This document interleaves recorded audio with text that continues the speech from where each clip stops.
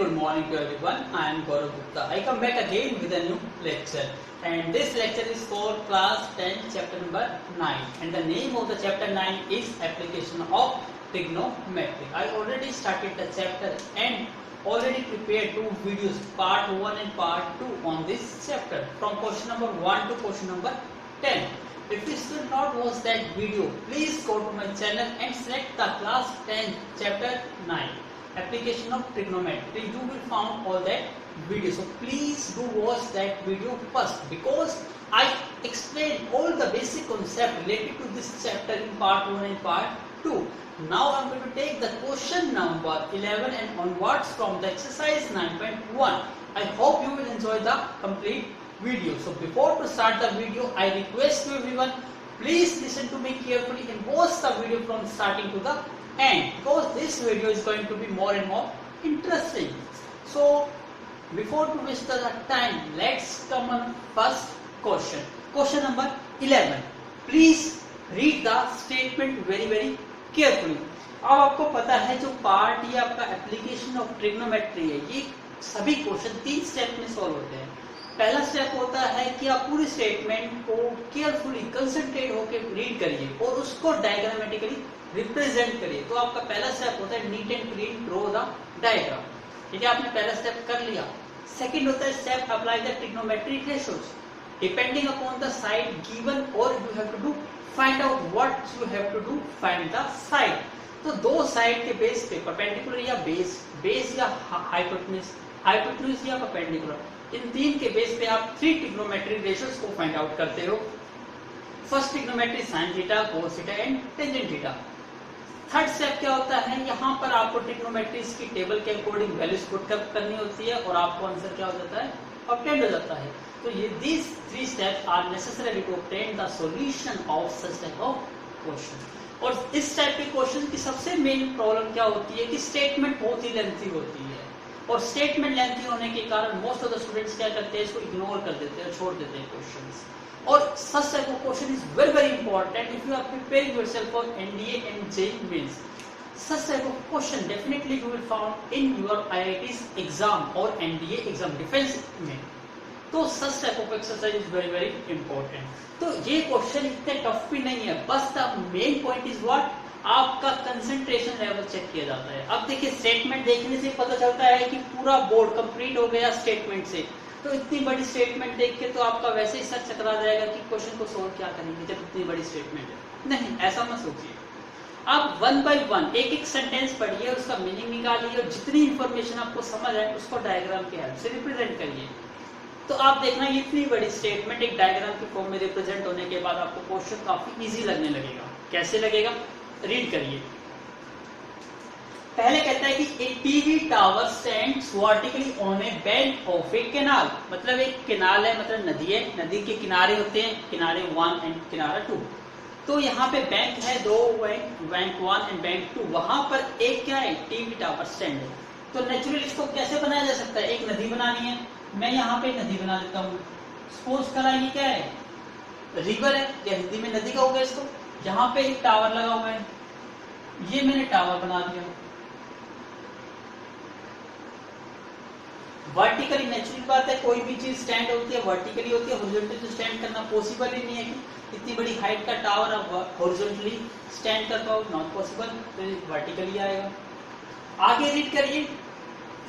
From a point on the other bank, ये bank ए मान लेता हूं, तो ये बैंक क्या हो गया, ये नदी का किनारा 1, ये किनारा 2. फिर क्या करता है, एक पॉइंट है, कहां पर है, सेकंड बैंक पे. एक बैंक पे टीवी टावर है और एक बैंक पे एक पॉइंट है. इस पॉइंट को थोड़ा मैं पास बना देता हूं बी, क्योंकि आगे भी पार्ट है स्टेटमेंट का. क्या कहता है, देखिए directly opposite to the tower, ये मेरा हाथ है, इसके अपोजिट ये हाथ होगा. इसका मतलब ये टावर है, इसके अपोजिट ये बैंक है, तो इसका अपोजिट बैंक ये होगा. द एंगल ऑफ एलिवेशन, आपको पता है एंगल ऑफ एलिवेशन बॉटम से कहां बनता है, टॉप की साइड. इसका मतलब यहां से टॉप की साइड बनेगा. और टॉप ऑफ द टावर क्या है, ये है, ये टॉप ऑफ द टावर है, और ये क्या है आपका फुट ऑफ द टावर. तो इसका मतलब एंगल ऑफ एलिवेशन यहां बनेगा. The angle of elevation of the top of the tower is 60 degree. इसका मतलब ये एंगल कितने बन गया आपका 60 डिग्री का आपका एंगल बन गया। इसी पार्ट से नेक्स्ट रीड करिए। फ्रॉम अनदर पॉइंट, एक दूसरा पॉइंट और भी लेना है 20 मीटर अवे, मतलब आपकी नदी का किनारा है उससे 20 मीटर दूर चले जाओ, वहां से एक पॉइंट लेना है। तो ये इससे मैं यहां से यहां चला गया हूं, इस पॉइंट को मैं सिलेक्ट कर लेता हूं। कितना मीटर दूर गया मैं 20 मीटर, 20 मीटर दूर चला गया। From a point 20 metre away from this point on the line joining, ये लाइन ज्वाइनिंग कर रही है foot of the tower, foot of the tower ये रहा, and the angle of elevation of the top of the tower. इसका मतलब यहां से भी एंगल ऑफ एलिवेशन की बात कर रहे हैं, तो एंगल ऑफ एलिवेशन ये हो गया। इज फाउंड टू बी कितना है 30 डिग्री, तो ये वैल्यू कितनी हो गई 30 डिग्री। आपसे क्या कहा find the height of the tower, इसका मतलब ये हाइट आपको फाइंड आउट करनी है। And also width of the canal, width क्या है आपकी ये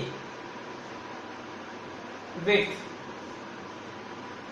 ये भी आपको फाइंड आउट करनी है। Question complete. अब देखा कितना छोटा सा डायग्राम दिखाई दे रहा है ना, आपका पता चल गया एच फाइंड आउट करना है और डब्ल्यू फाइंड आउट करना है। क्वेश्चन ये कंप्लीट हो गया। अब पूरे स्टेटमेंट को हमने डायग्राम से रिप्रेजेंट कर दिया। अब कितना इजी क्वेश्चन हो गया। So please draw a neat and clean, और थोड़ा लार्ज साइज का डायग्राम बनाना तो क्वेश्चन को सोल्व करना आसान हो जाएगा। पेज की कंजूसी मत करिएगा कि डायग्राम को छोटा बनाओ, पेज को इसको क्या एक अच्छा सा बड़ा सा डायग्राम बना के आप इसको सोल्व कर सकते हो easily. So please draw a neat and clean diagram. अब ध्यान दीजिएगा, दो एंगल है तो दो ट्रायंगल बने, तो इसको नेमिंग देनी है। पहले मैं नेमिंग दे देता हूँ, ये दी हुई है ए बी सी, इसको नाम दे देता हूँ डी। तो दो एंगल बनते हैं तो दो ट्रायंगल बनेगी, दोनों ट्रायंगल को लिख लो। दोनों ट्रायंगल ऐसी होनी चाहिए जिसमें एक 90 डिग्री आ, स्ट्रेट लाइन। अब स्ट्रेट लाइन तो ये दिखाई दे रही है, इसका मतलब ये साइड जरूरी आनी चाहिए। तो दो ट्रायंगल कौन सी बनती है, मैं यहाँ लिखता हूँ। एक ट्रायंगल तो D A B, D A B, और दूसरी ट्रायंगल कौन सी बनती है डी ए सी। तो दूसरी ट्रायंगल कर रही है हमारी डी ए सी, दो ट्रायंगल बन गई। और अब आपको पता है सेकंड स्टेप क्या था, अप्लाई द ट्रिग्नोमेट्रिक रेशियो, क्या साइन थीटा लगेगा, कोस थीटा लगेगा या टेंजेंट थीटा। अब उसमें देखिए कि आपको साइड कौन सी फाइंड आउट करनी है, हाइट, मतलब ये परपेंडिकुलर आ गया। और गिवन क्या है, ये 20 है, ये डब्ल्यू है, गिवन है। इसका मतलब ये चीज क्या होती है बेस, तो परपेंडिकुलर भी है और बेस भी है। तो क्या अप्लाई होगा, परपेंडिकुलर बाय बेस क्या होता है टेंजेंट थीटा। इसका मतलब दोनों ही क्वेश्चन पार्ट में टेंजेंट थीटा अप्लाई कर दूं। टेंजेंट थीटा का फॉर्मूला आपको पता ही है। टेंजेंट थीटा क्या होता है, मैं यहाँ लिखता हूँ, tangent theta is equal to क्या होता है परपेंडिकुलर बाय बेस। अप्लाई करिए टेंजेंट थीटा। पहले इस ट्रायंगल की बात कर रहे हैं डी ए बी की, थीटा कितने डिग्री का है 60, तो tangent 60 degree is equal to perpendicular, perpendicular इसमें क्या है एच, और बेस, बेस क्या है इसमें ए बी, ए बी को कैलकुलेट करा है मैंने डब्ल्यू। ऐसे यहाँ पे अप्लाई करिए टेंजेंट, एंगल कितने डिग्री का है यहाँ पर 30 डिग्री।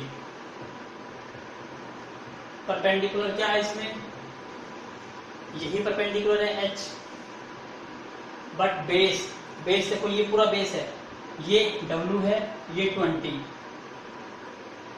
इसका मतलब कितना आ गया डब्ल्यू प्लस 20।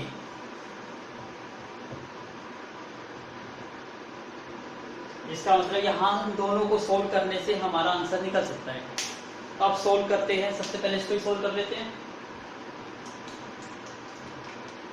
टेंजेंट 60, टेंजेंट 60 की value √3, H as it is, W H is, cross multiply कर लो, डब्ल्यू इंटू √3, तो √3 डब्ल्यू इज इक्वल टू क्या आ गया एच।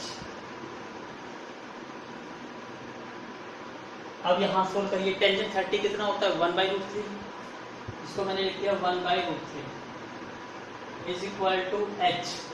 एच की वैल्यू कितनी आ गई आपकी √3 W, √3w divided by w plus 20। Do cross multiplication, 1 से मल्टीप्लाई करेंगे w प्लस 20 की तो वैल्यू क्या आएगी w प्लस 20। अब √3 की √3 से मल्टीप्लाई करेंगे कितना बच जाएगा 3 और w एज इट इज। इस w को राइट साइड में मूव कर दो, 3w माइनस w कितना आ गया 2w। तो यहां से कितना बचा 20 इज इक्वल टू 2w। तो w की वैल्यू कितनी आ गई 20/2 10।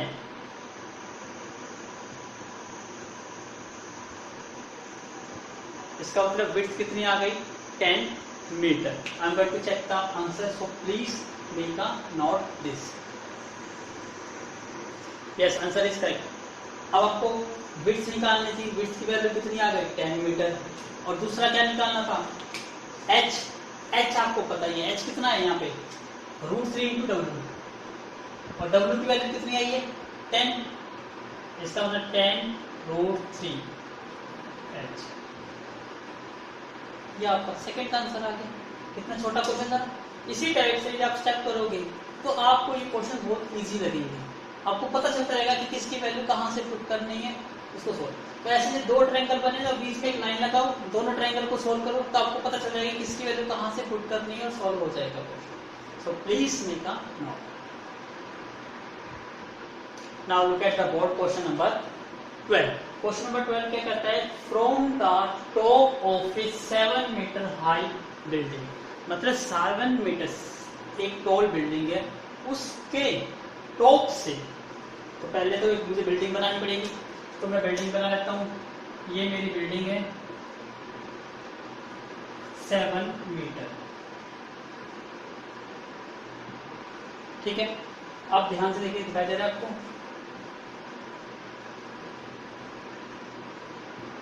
बिल्डिंग, ये 7 मीटर की मेरी टॉल बिल्डिंग है। क्या कहता है, फ्रॉम द टॉप, टॉप ये है, इसका मतलब यहां से एंगल बनेगा टॉप से। तो इसको मैं कुछ भी नाम दे देता हूं, ए वर्टिसिस नाम दे देता हूं।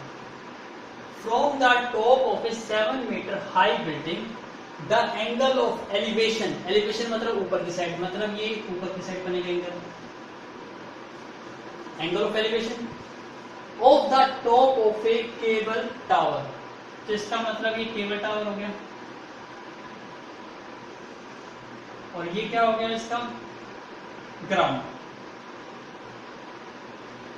और ये है हमारा केबल टावर। तो ये केबल टावर का टॉप हो गया और ये केबल टावर का क्या हो गया फुट हो गया। अब आपको पता है, पहले तो इसने कहा एंगल ऑफ एलिवेशन, और यहाँ कहीं एंगल बन रहा है नहीं, क्योंकि एंगल बनने के लिए एक हॉरिजॉन्टल लाइन चाहिए, यहाँ हॉरिजॉन्टल लाइन नहीं है। तो आप ड्रॉ तो कर सकते हो, तो ये ड्रॉ कर दी मैंने,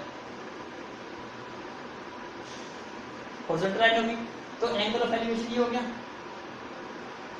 तो कितने डिग्री का एंगल ऑफ एलिवेशन है 60 डिग्री का। इतने स्टेटमेंट क्लियर हुई। अब थोड़ा थोड़ा ध्यान से रीड करना, यहां तक क्लियर हो गया।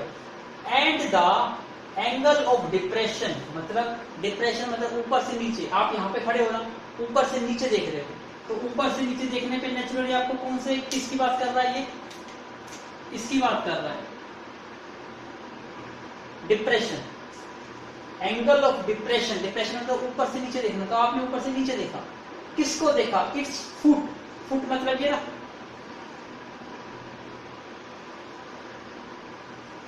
इस 45 डिग्री एंगल ऑफ डिप्रेशन। ऊपर से नीचे बनता है तो हॉरिजॉन्टल लाइन ये है, तो एंगल यही बनेगा यहां से।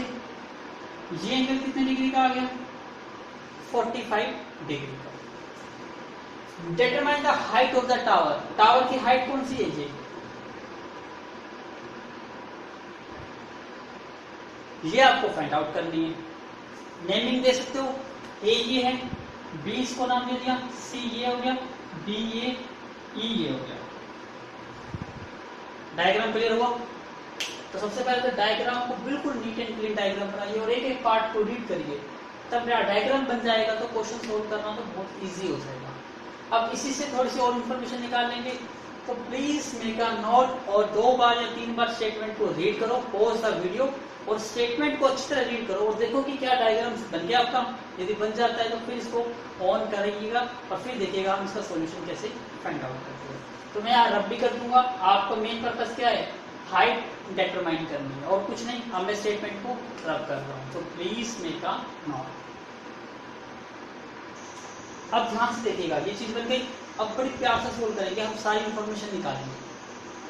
सबसे पहले ये देखो, डिप्रेशन एंगल जहां बनता है ना, वहां पे वो एंगल यूज नहीं होता, तो उसके अपोजिट एंगल यूज करना होता है। आपको ये पता है, ये 2 पैरेलल लाइंस है, 2 पैरेलल लाइंस है और उसको एक लाइन कट करती है,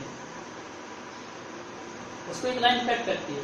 तो यहाँ पे एंगल क्या बनता है, अल्टरनेट एंगल। तो ये एंगल किसके इक्वल होता है, इस एंगल के इक्वल होता है, that is the alternate angle.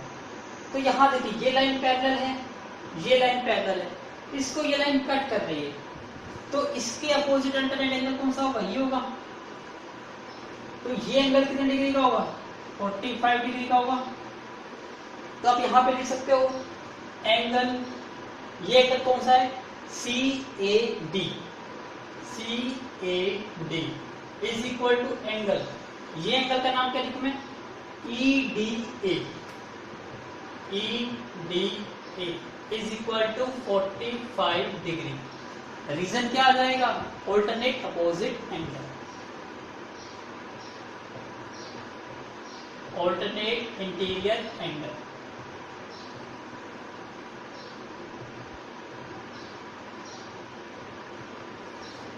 यहां तक क्लियर हो गया। अब मैं इसको रब कर दूं, इसका तो कोई रोल नहीं रहा। अब ध्यान से देखिए, मैं अब मेरे पास ये ट्रायंगल बन गई AED। इसकी हेल्प से मैं ये निकालना चाहूंगा ED। ED क्यों निकालना चाहूंगा, क्योंकि मुझे यहां से, ये मुझे पता है ये कितनी है, 7 मीटर है, तो यही साइड कितनी होगी, 7 मीटर होगी। तो आपको ये पता है CD कितनी है, 7 मीटर। और हाइट ऑफ द टावर निकालनी है। हाइट ऑफ द टावर क्या है, height H is equal to क्या है, BC प्लस में CD, BC प्लस में CD। और आपको CD की वैल्यू पहले से ही पता है कितनी है, 7। इसका मतलब आपको वैल्यूज किसकी निकालनी है, BC की। तो BC की वैल्यू निकल गई तो आपका आंसर आ जाएगा। तो BC की वैल्यू यहां से निकालने के लिए, ये साइड निकालने के लिए हमें वो दिखाई दे रही है, ये ट्रायंगल बन रही है। तो इस ट्रायंगल में कोई ना कोई एक साइड को पता होनी चाहिए। तो मैं ये साइड निकाल देता हूँ ED। जितनी ED होगी उतनी क्या होगी, AC, क्योंकि ये बिल्कुल सेम है, अपोजिट साइड इक्वल है। एक रेक्टेंगल बन गई सिंपल सी है, जिसमें में ED किसके इक्वल है, AC के। तो मैं ED की वैल्यू निकाल रहा हूँ। तो ED के लिए ट्रायंगल कौन सा यूज कर रहा हूँ, AED। तो इन ट्रायंगल AED, इसमें ये साइड B1 है, तो नेचुरली ये परपेंडिकुलर होता है और ये क्या होता है, बेस। तो P और B किस में आता है, टेंजेंट में। तो टेंजेंट ही अप्लाई करूंगा, टेंजेंट थीटा। टेंजेंट थीटा क्या आ जाएगा, परपेंडिकुलर बाय बेस। परपेंडिकुलर यहाँ पे क्या है, AE, और बेस यहाँ पे क्या है, ED। अब सारी वैल्यूज को पुट करिए। थीटा, थीटा की वैल्यू कितनी है यहाँ पर, 45।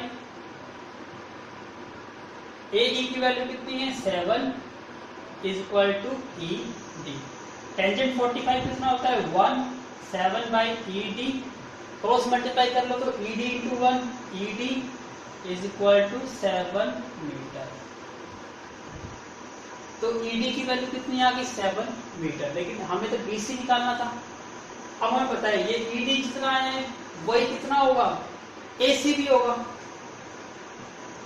तो AC की वैल्यू भी कितनी आ गई, 7 मीटर। इतना समझ आया। अब हम इस ट्रायंगल पे अप्लाई करेंगे, तो please make a note this. तो ED और AC इक्वल टू 7 मीटर आ गई। अब दूसरे ट्रायंगल कौन से लेते हैं, BCA। इन ट्रायंगल BCA हमें ये साइड फाइंड आउट करनी है, क्योंकि BC आते ही आपका आंसर क्या आ जाएगा।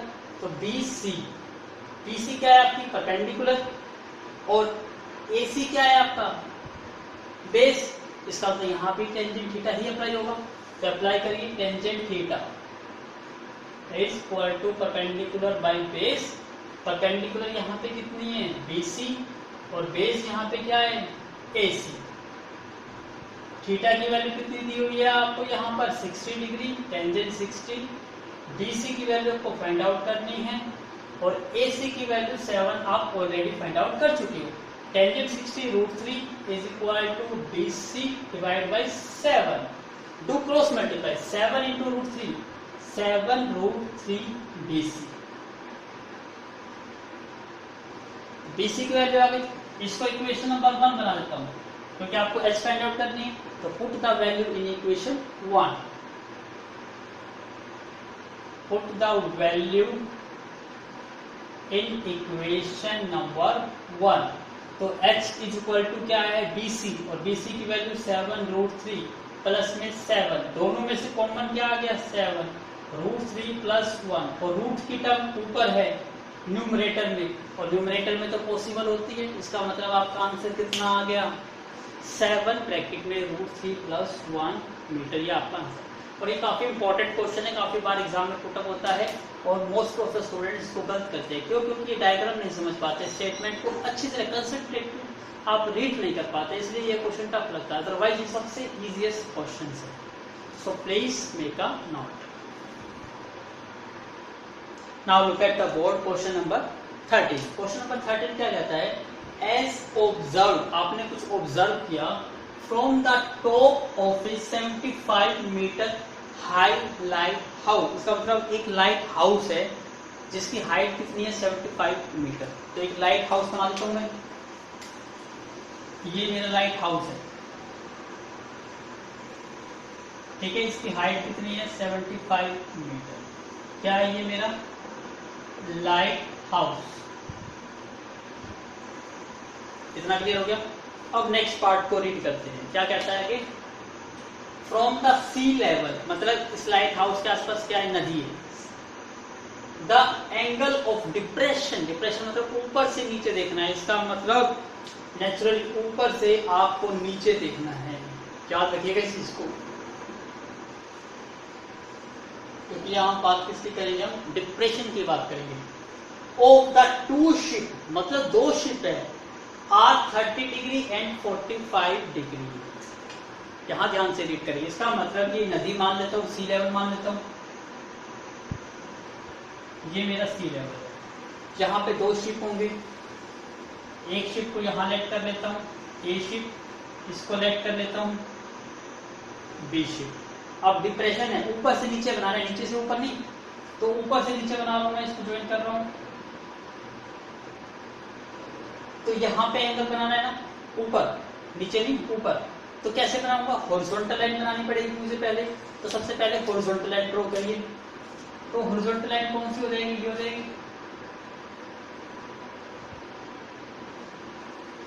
तो एंगल कितने डिग्री का बन रहा है। फिर दूसरा शिफ्ट है, वहां से भी एंगल बनेगा, ये दूसरा शिफ्ट। अब दोनों के एंगल बना सकते हैं। अब आपको पता है दूर से जो शिप आएगा उसका एंगल क्या बनेगा, स्मॉलर बनेगा, और जो पास होगा वो ग्रेटर होगा।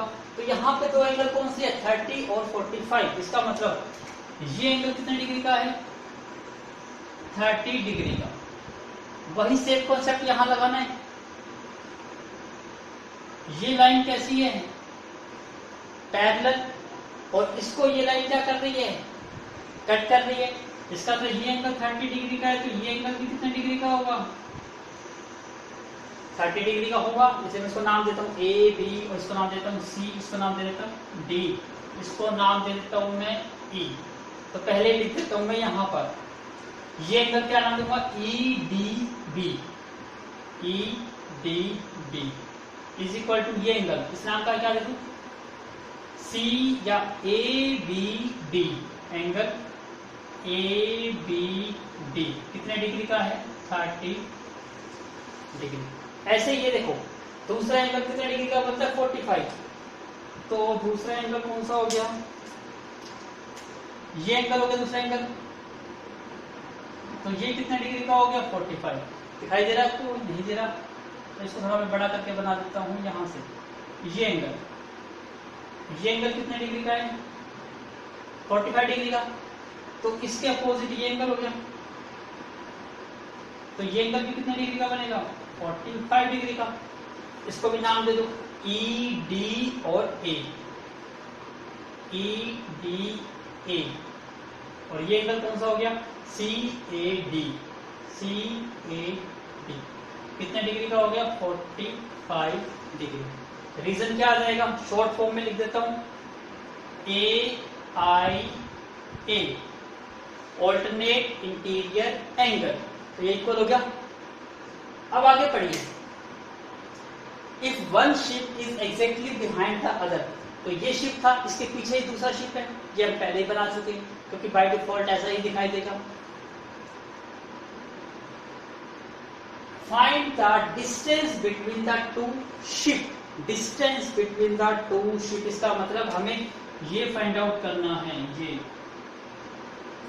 इसका मतलब हमें फाइंड क्या करना है ए पी, तो मैं यहां लिख दूं हमें फाइंड क्या करना है ए पी, तो ए बी हमारा फाइनल आंसर है। ये चीज समझ आई, स्टेटमेंट क्लियर हुई? तो please make a neat and clean, थोड़ा बड़ा बनाइए इसको, बेटर वे से बनाइए, अब क्वेश्चन सॉल्व करना काफी इजी हो जाएगा। तो please make a now look at the board, अब ध्यान से यूज करना है। यहाँ पे दो ट्रायंगल बन रही है, एक ये और एक ये, दोनों ट्रायंगल को लिख देता हूँ। एक ट्रायंगल कौन सी है ए सी डी, ए सी डी, और दूसरी ट्रायंगल कौन सी बन रही है बी सी डी। कभी भी ये ट्रायंगल लेने की कोशिश मत करना, टेढ़ी ट्रायंगल, हमेशा 90 डिग्री जहां बनता है ना वहां सी ट्रायंगल यूज करते हो, C B sorry B C D, तो दूसरी ट्रायंगल है आपकी बी सी डी। आपको पता है क्या यूज करते हैं, जो सी साइड पता हो, यहाँ पे ये पता है परपेंडिकुलर, और दूसरी साइड ये हमें फाइंड आउट करनी है, इसका तो परपेंडिकुलर और base. Most of the question में क्या अप्लाई करते हो टेंजेंट, तो नहीं भी समझ आता तो डायरेक्टली टेंजेंट अप्लाई कर दिया, उससे भी most of the question solve हो जाते हैं। तो यार टेंजेंट अप्लाई करेंगे, टेंजेंट थीटा में पता है परपेंडिकुलर डिवाइड बाय बेस, तो इस ट्रायंगल में बी सी डी में परपेंडिकुलर क्या है आपका सी डी, और बेस क्या है बी सी।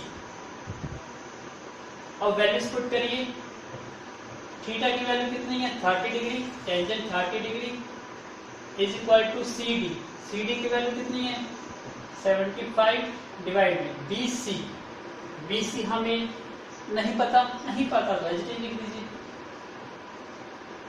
B C. अब टेंजेंट 30 की वैल्यू क्या होती है 1/√3 is equal to 75 divide by B C. Do cross multiplication, B C into 1 B C, 75 into √3 75√3 metre. यहां से क्या वैल्यू निकल गई BC की वैल्यू निकल गई 75√3। ऐसे यहां अप्लाई करिए, सेम वही अप्लाई करूंगा यहाँ पे भी मैं, टेंजेंट थीटा परपेंडिकुलर यहाँ पे क्या है इस ट्रायंगल में CD, और बेस यहाँ क्या है AC। थीटा की वैल्यू कितनी है 45, tangent 45 is equal to CD, CD की वैल्यू भी आपको पता है 75 divide by AC, tangent 45 1 is equal to 75 by AC। Do cross multiply, AC into 1 AC is equal to 75 metre. इतना क्लियर हो गया? AC की वैल्यू भी पता है आपको, अब इसकी वैल्यू भी पता है, BC की वैल्यू भी पता है, आपको AB निकालना है, तो AB की वैल्यू तो आप निकाल सकते हो। कैसे निकालोगे, यहां कर दो AB की वैल्यू, AB किसके इक्वल है ये साइड निकालनी है, तो मैं BC में से माइनस कर देता हूं AC, BC माइनस AC। इस कंप्लीट साइड में से ये साइड माइनस कर दूंगा तो नेचुरली ये साइड आ जाएगी, ये साइड BC की वैल्यू कितनी है 75√3 और AC की वैल्यू कितनी आई 75। तो 75 कॉमन ले लीजिए, क्या बन गया √3 - 1 मीटर। ये तुम्हारा क्या आ गया आंसर। तो आंसर कितना है 75 ब्रैकेट में √3 - 1, that is the final answer. इतना इजी क्वेश्चन था ना। तो इसी टाइप से थिंकिंग को आपने रखिए, माइंड को सेट करिए, क्वेश्चन देखिए कितने इजी क्वेश्चन है। तो please make a note. Now look at the board question number 14। Question number 14 क्या कहता है कि एक 1.5 मीटर 1.2 मीटर टॉल गर्ल, एक गर्ल है जिसकी हाइट 1.2 मीटर है, स्पोर्ट ए बैलून, उसके हाथ में क्या एक बैलून पकड़ा हुआ है, moving with the wind in a horizontal, वो बैलून जो है मूव कर रहा है हॉरिजॉन्टल, ऐसे नहीं मूव कर रहा, कैसे मूव कर रहा है horizontal, at a height of 88.2 metre. अब ध्यान से पढ़िएगा, जो मेरे को यहाँ तक समझ आया उसके अकॉर्डिंग आपको क्या समझ आया। एक बैलून है, ये मान लेता हूं ये मेरा क्या है बैलून है, ठीक है। एक गर्ल है, ये लेट कर लेता हूं मैं, ये मेरी, ये क्या है गर्ल है जिसकी हाइट कितनी है 1.2। अब गर्ल ने क्या करा हुआ है, बैलून को पकड़ा हुआ है, ये मैंने बैलून को पकड़ा दिया, गर्ल को, गर्ल ने बैलून पकड़ लिया, ठीक है। अब जो ये बैलून है ये कितनी हाइट पर है, कितनी हाइट पे था 88.2 मीटर। इसका मतलब ग्राउंड तो ये हुआ ना, ग्राउंड ये है, तो हाइट कौन सी काउंट होएगी, ये हाइट।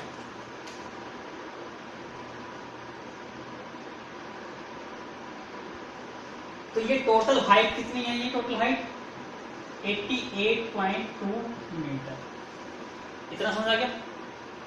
अब ये बैलून मूव कर रहा है हॉरिजॉन्टली, तो हवा के कारण ये बैलून यहां से यहां जाएगा। अब ये बैलून यहां से मूव करता करता कहां आ गया, सपोज करते यहां आ गया। तो अब नेचुरली बात है, अब देखिए, अब यहां से स्ट्रिंग कहां मूव हो जाएगी, स्ट्रिंग यहां मूव हो गई। पहले गर्ल ने बैलून पकड़ा हुआ, तो बैलून यहां था, तो ये लाइन थी। अब बैलून मूव करके यहां से यहां आ गया, मतलब इस ए पॉइंट से कहां पर आ गया, बी पॉइंट पर। तो अब लाइन ये हो गई। अब दिखाई दे रहा है कि आपको जो एंगल है वो चेंज हो गया। तो यहाँ आगे गिवन है, यहां तक समझ आ गया, जो हमें यहाँ तक डायग्राम समझ आया वो हमने बनाया। अब आगे रीड करिए, आगे क्या कहता है, द एंगल ऑफ एलिवेशन, मतलब गर्ल की से आईज से बैलून का क्या बनेगा, elevation angle, from the eyes of the girl and any instant, किसी भी टाइम पर क्या था 60 डिग्री था। इसका मतलब पहले एंगल कितने डिग्री का 60, लेकिन यहाँ पे जहां पे आईज की बात कर रहे हैं, ये गर्ल की आईज है, और एंगल बनाने के लिए एक हॉरिजॉन्टल लाइन होनी चाहिए, लेकिन यहाँ हॉरिजॉन्टल लाइन है नहीं, अपनी मर्जी से बना सकते हो। तो ये बना देता हूँ हॉरिजॉन्टल लाइन।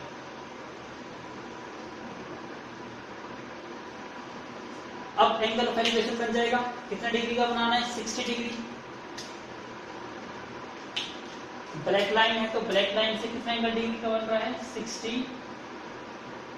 डिग्री का। इतना क्लियर हुआ। अब नेक्स्ट पार्ट रीड करिए, आफ्टर सम टाइम, कुछ टाइम के बाद जब बैलून हवा के कारण यहाँ पर आ जाएगा, तो नेचुरली है एंगल ऑफ एलिवेशन, देखो पहले बड़ा दिखाई दे रहा है, दूर चला जाएगा तो एंगल ऑफ एलिवेशन क्या हो जाएगा, कम हो जाएगा।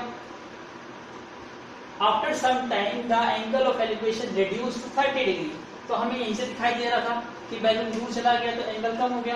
अब एंगल कितने डिग्री का बन रह गया 30 डिग्री का। फाइंड द डिस्टेंस ट्रेवल्ड, इसका मतलब हमें ये फाइंड आउट करना है, ए बी, हमें फाइंड क्या करना है ए बी, कि यहां से यहां कितना डिस्टेंस उसने कवर करा। इतना समझा गया। ड्यूरिंग द इंटरवल, तो आपको ये पता लगाना है कि ए से बी उसने कितना डिस्टेंस ट्रेवल किया। इतना क्लियर हो गया। लेकिन अभी ये हमारा थोड़ा सा डायग्राम अनकम्प्लीट सा है, इसको थोड़ा जो हमारे पास इंफॉर्मेशन है उसकी हेल्प से थोड़ा इसको कंप्लीट करेंगे। अब देखिए कैसे करते हैं कंप्लीट। ये पता है ये ग्राउंड लेवल है, तो ये पॉइंट से यहां तक का डिस्टेंस क्या आएगा,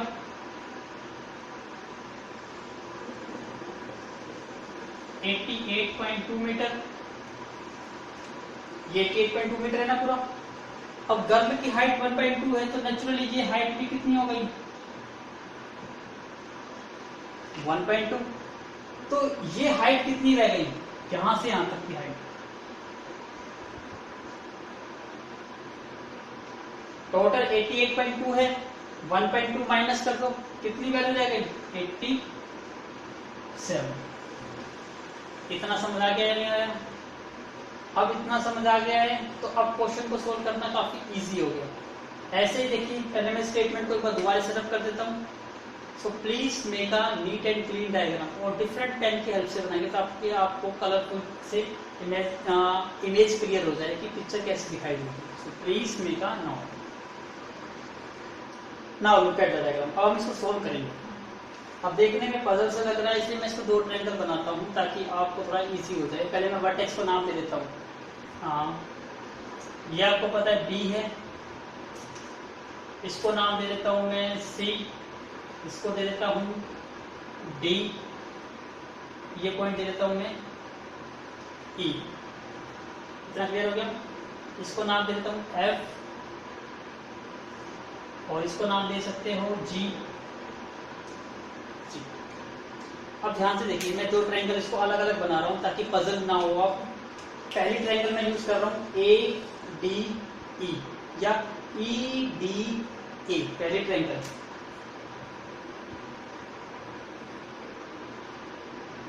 ई डी ए। अब ध्यान से देखना, सारी इंफॉर्मेशन आपको लिखनी है, ध्यान से देखिए। ए और डी, ये बताइए कितना है? जितना ए डी ये है उतना ये है, सेम है। ये चीज समझ आ रही है ना? ए डी की बात कर रहा हूं, ए डी। ये टोटल हाइट 88.2 थी और गर्भ की हाइट 1.2 थी, तो ये ए और डी कितना बन गया 87 बन गया, जो मैंने यहां पे भी लिखा हुआ था। तो ए डी कितना है 87। ई डी ये हमें पता नहीं, तो ई डी को ई डी लिखना है। ये भी नहीं पता, कोई प्रॉब्लम नहीं। एंगल कितना डिग्री का बन रहा है यहां से यहां 60 डिग्री, तो ये एंगल कितना डिग्री का हो गया 60 डिग्री। तो ये ट्रायंगल कौन सी ली हमने ई डी ए। ऐसे दूसरी ट्रायंगल यूज कर रहा हूं मैं। अब ट्रायंगल ई सी डी, मैं ट्रायंगल दोबारा बनाता हूं इसको। ट्रायंगल कौन सी यूज कर रहा हूं ई सी बी। ई सी नहीं पता,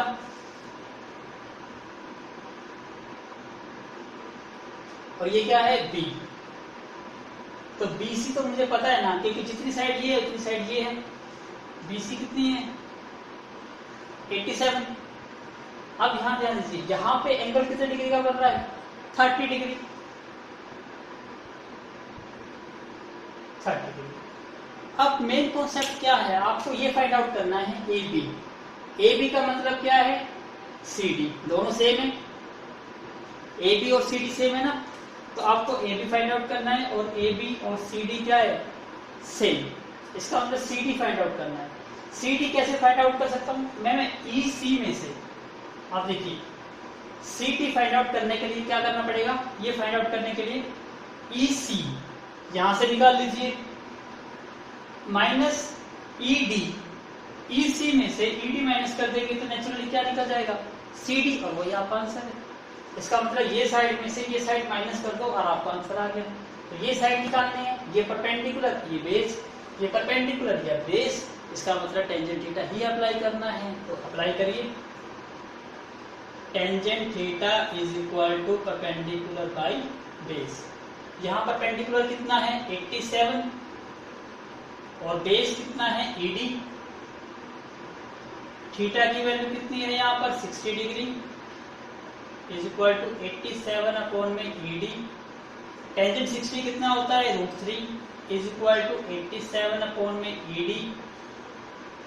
डू क्रॉस मल्टीप्लाई, तो ईडी मल्टीप्लाई √3 किसके इक्वल आ गया 87 के। तो यहां से मैं आगे सोल्व करता हूं, तो ईडी की वैल्यू कितनी आ गई 87 डिवाइड में √3, और डिवाइड में √3 रखिए मत, तो क्या करेंगे, रैशनलाइजेशन, इसको रैशनलाइज कर लो, √3 मल्टीप्लाई √3 कितना बन गया ये 87 √3 डिवाइड बाई √3 कितना हो गया 3 की टेबल पे कट कर दो, 3 2 जा 6, 3 9 जा 27, इसका मतलब क्या वैल्यू आ गई 29 √3, तो ये वैल्यू आपकी आ गई 29 √3। इतना क्लियर हो गया? तो प्लीज मेक अ नोट, इसको नोट करिए क्योंकि मैं ये पोर्शन को रब करने जा रहा हूं। सो please make a note. Now same concept यहाँ पे भी टेंजेंट थीटा, थीटा यहाँ पे कितना डिग्री का है 30 डिग्री। परपेंडिकुलर यहाँ पे कितना है 87, बेस कितना है EC, टेंजेंट 30 की value 1/√3 is equal to 87 EC, do cross multiply EC into 1 EC is equal to 87 √3।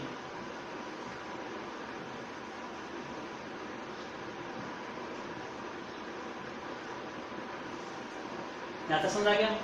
आपको क्वेश्चन ही सॉल्व हो गया। कैसे? क्यों? क्योंकि हमें पता है। सो प्लीज एक बार नोट करिए, दोनों वैल्यू हमारे पास आ गई है।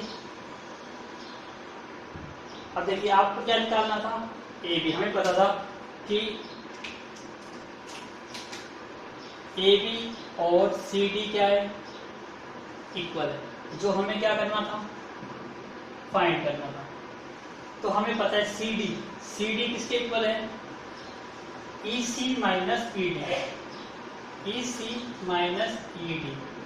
EC की वैल्यू आ गई आपकी 87 √3, ED की वैल्यू कितनी है 29 √3, दोनों में से कॉमन क्या आ गया √3, तो 87 माइनस 29, 17 में से 9 माइनस करेंगे 8 और 6 में से 2 5, 58 √3 मीटर। ये आपका फाइनल आंसर आ गया। हाँ सिंपल नहीं, सिंपल नहीं लगा, टफ लगा, और प्रॉब्लम नहीं 2 या 3 बार निकालिए, बहुत इजी लगेगा। सो please make a note. Now look at the question number 15। ये थोड़ा टफ लगेगा, बड़ी प्यार से और आराम से रीड करना है, और उसको डायग्राम के हेल्प से बनाएंगे तो क्वेश्चन इजी बन जाएगा। देखिए एक स्टेट हाईवे है, मैं एक लाइन पढ़ूंगा, डायग्राम बनाऊंगा। ये स्टेट हाईवे है, ठीक है, leads to the foot of a tower. जो एक हाईवे किसकी साइड जाता है, एक टावर की साइड। ये टावर बना लेता हूं, ये मेरा टावर है, इसका मतलब ये एक रोड है। यदि आप यहां से जाओगे तो टावर की साइड जा रहे हो। आगे a man standing at the top of the tower, तो ये मैन है जो कहां पर है, टॉप ऑफ द टावर पर है। इतना समझ आ गया? ये मैन है, ये टॉप ऑफ द टावर पर है। क्या कहता है, a man at the top of the tower observe a car eight an angle of depression of 30 degree. वो एक कार को ऑब्जर्व करता है, मान लेता हूं ये कार है, इसको ऑब्जर्व करता है। इसका मतलब देखता है, ऊपर से नीचे की साइड देख रहा है तो एंगल ऑफ डिप्रेशन, और आपको पता है डिप्रेशन एंगल बनाने के लिए हॉरिजॉन्टल लाइन चाहिए, तो इसके लिए मैं हॉरिजॉन्टल लाइन ड्रॉ कर लेता हूं। तो ये एंगल कितने डिग्री का दिया हुआ है आपको 30 डिग्री का। अब नेचुरली सेम कितने सारे क्वेश्चन कर लिए। ये लाइन और ये लाइन कैसी है पैरेलल, तो ये एंगल और ये एंगल कितने डिग्री का हो जाएगा 30 डिग्री का, by using alternate interior angle. इसको मैं नाम दे देता हूं, कुछ भी नाम दे दो इसको A B C, इसको नाम दे देता हूं मैं D। तो आपको पता है एंगल कौन सा angle DAC is equal to कौन सा एंगल, ये एंगल BCA कितने डिग्री का हो गया 30 डिग्री का। किस रीजन से, AIA ऑल्टरनेट इंटीरियर एंगल। यहां तक स्टेटमेंट क्लियर हो गई। अब नेक्स्ट पार्ट रीड करिए, which is approaching the foot of the tower. यहां से जो कार आ रही है वो चल रही है, और वो फुट ऑफ द टावर, ये फुट है, तो टावर की साइड ये मूव कर रही है। उसके बाद विद यूनिफॉर्म स्पीड, उसकी कोई ना कोई स्पीड है 6 सेकेंड। यहां देखिए 6 सेकेंड, मतलब टाइम दे दिया आपको t equal to 6 second. 6 second में the angle of depression of the car is found to be 60 degree. तो एंगल ऑफ डिप्रेशन बढ़ गया, इसका मतलब कार आगे आ गई। तो नेचुरली बात है, अब देखिए, अब मान लेता हूं मैं कार यहां पर आ गई, तो दिखाई दे रहा है आपको एंगल ऑफ डिप्रेशन इंक्रीज हो गया। कितने डिग्री का हो गया? 60 डिग्री। ये 60 डिग्री है तो एंगल ये भी कितने डिग्री का हो गया? 60 डिग्री। सेम रीजन, वही रीजन लिख सकता हूं यहाँ पे, डी ए, इसको नाम दे दो कुछ भी, ई नाम दे देता हूं, D A E is equal to, ये एंगल कौन सा हो गया? बी ई ए, कितने डिग्री का? 60 डिग्री का। रीजन वही रहेगा, ऑल्टरनेट इंटीरियर एंगल। फिर क्या कहता है? फाइंड द टाइम टेकन, आपको टाइम बताना है by the car to reach the foot, ताकि कार यहां से कहां पहुंच जाए? Foot of the tower from this point. इसका मतलब देखिए, सिंपल सा कॉन्सेप्ट क्या बताया कि यहां से एक कार है, एक पर्सन है, ये इस पर्सन कार को ऑब्जर्व करता है तो एंगल ऑफ डिप्रेशन 30 डिग्री का बनता है। और कार मूविंग कर रही है तो यहां से प्लेस करते हुए यहां मूव कर रही है, कितने सेकंड में? 6 सेकंड में। तो नेचुरली कार मूव कर रही है, फिक्स स्पीड है, जो स्पीड यहां होगी वही स्पीड यहां है, क्योंकि यूनिफॉर्म का मतलब कांस्टेंट स्पीड होता है।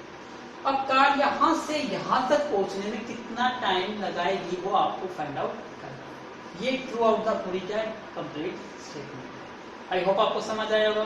तो please make a neat and clean, very very carefully diagram draw कीजिए, और I am going to rub the statement part, so please make a note.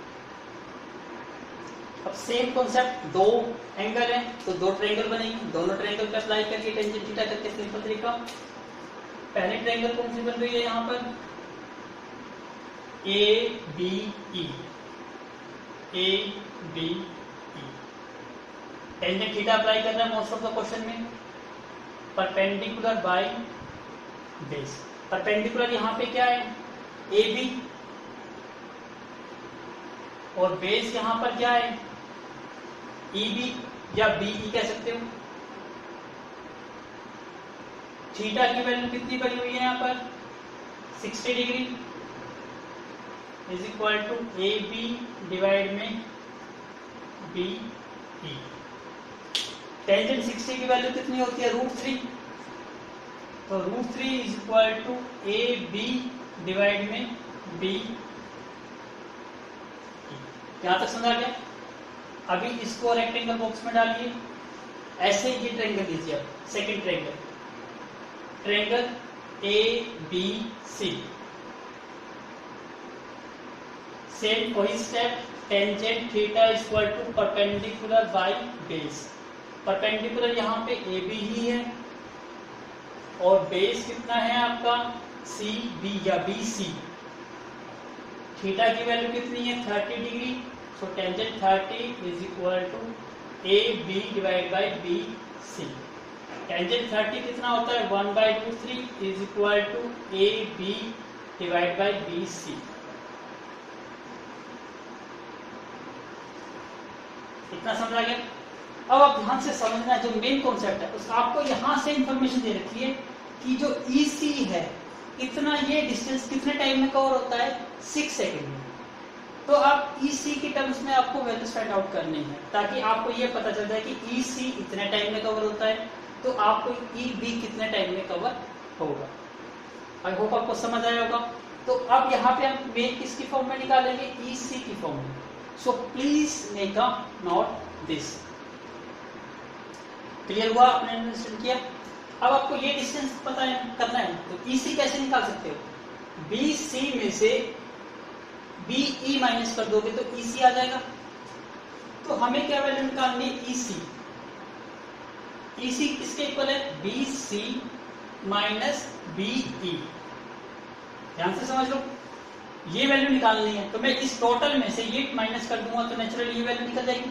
ये टोटल क्या है? BC। तो पहले मैं BC की वैल्यू निकाल लेता हूँ। यहाँ से BC की वैल्यू निकालोगे तो क्रॉस मल्टीप्लाई कर लो, BC इंटू 1 BC और √3 इंटू AB, AB √3, या इसको ऐसे लिख दो √3AB। ऐसे यहां से भी BE की वैल्यू निकाल लो। BE की वैल्यू कितनी आ गई? AB divide by √3। अब आपको वही पता है EC किसके इक्वल था? BC माइनस BE, दोनों वैल्यू पुट कर दो। BC की वैल्यू कितनी है? √3AB और BE की वैल्यू कितनी है? AB by √3। अब यहां सोल्व करूंगा तो प्लीज मेक अ नोट, सब चीज एक बार प्लीज अच्छी तरह नोट कर लीजिए। Now look at the board. EC equal to value आ गई, इसका एलसीएम ले लेता हूं मैं, यहाँ ऊपर ले रहा हूं एलसीएम, इसके डिवाइड में कुछ नहीं है 1। एलसीएम कितना आ गया? √3, √3 इंटू √3 3AB माइनस में AB, ये किसकी वैल्यू आ गई? EC की। तो 3AB में से AB माइनस करेंगे, क्या आ जाएगा? 2AB divide by √3। इसका मतलब आपको EC की वैल्यू मिल गई। EC is equal to 2AB divide by √3। क्या तो समझ आ गया? और यहाँ पे आपने पहले ही वैल्यू निकाल चुके, मैं यहाँ लिख देता हूँ इसको। BE की वैल्यू कितनी आई थी?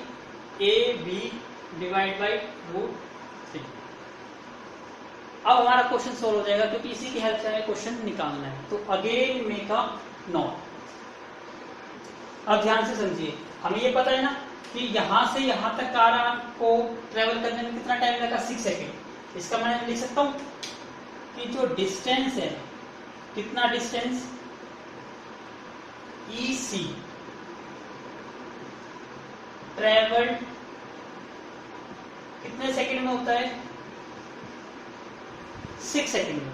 और EC की वैल्यू मैं लिख सकता हूं, बाद में लिखूंगा EC की वैल्यू। इतना समझा गया? तो 1 मीटर डिस्टेंस कितने टाइम में ट्रेवल होगा? 6 में EC। हमें कितना डिस्टेंस निकालना है? यहां से यहां तक कवर कितना टाइम लगेगा? इसका मतलब BE निकालना है। सो BE मीटर कितने डिस्टेंस में ट्रेवल होगा? 6 मल्टीप्लाई और EC मल्टीप्लाई क्या होगा? ऐसे निकालते ना कि यहां से यहां तक ट्रेवल होने में कितना टाइम लगता है? 6 सेकेंड। तो 1 मीटर डिस्टेंस ट्रेवल होने में कितना टाइम लगेगा? Divide by EC। तो हमें यहां से यहां तक का डिस्टेंस निकालना है, इसका मतलब BE। तो BE को क्या कर देंगे? मल्टीप्लाई। अब ये हमारा सॉल्यूशन आ गया, बस अब इसमें वैल्यू को पुट करना है और आंसर को ऑब्टेन करना है। तो अब मैं डायग्राम को रब कर देता हूं, क्योंकि अब इसका कोई यूज नहीं है। अब देखिए 6 डिवाइडेड बाई EC। EC की वैल्यू कितनी है? ये 2AB डिवाइड में √3। BE की वैल्यू कितनी है? AB डिवाइड में √3। अब आपको पता है नीचे कोई टर्म हो तो रेसिप्रोकल हो जाती है, तो ये क्या हो जाएगी? 6 मल्टीप्लाई √3 डिवाइड बाई AB, और ये term as it is AB divide by √3। अब दिखाई दे रहा है आपको AB से AB कैंसिल आउट हो गया, ये कैंसिल आउट, सॉरी गलती कर दी, सॉरी गलती क्या कर दी यहाँ पे हमने, 2AB लिखना भूल गए यहाँ पे। 6 as it is divide by, देखो ये रेसिप्रोकल हो जाएगा, तो √3 डिवाइड बाय क्या आएगा? 2AB। ये रेसिप्रोकल होगा ना, √3 ऊपर जाएगा, 2AB नीचे, मल्टीप्लाई AB डिवाइड बाय √3। अब इसको कट कर दो, AB से AB कैंसिल आउट, √3 से √3 कैंसिल आउट, तो क्या बच गया? 6। इसको भी कट कर दो, 2 3 जा 6, तो कितना बच गया आपका? 3। तो 3 सेकेंड, ये आपका क्या आ गया? Final answer. तो 3 सेकेंड में क्या है? कार रीच कर जाएगी अपना फाइनल डेस्टिनेशन। आई होप आपको समझ आएगा, तो प्लीज मेक अ नोट।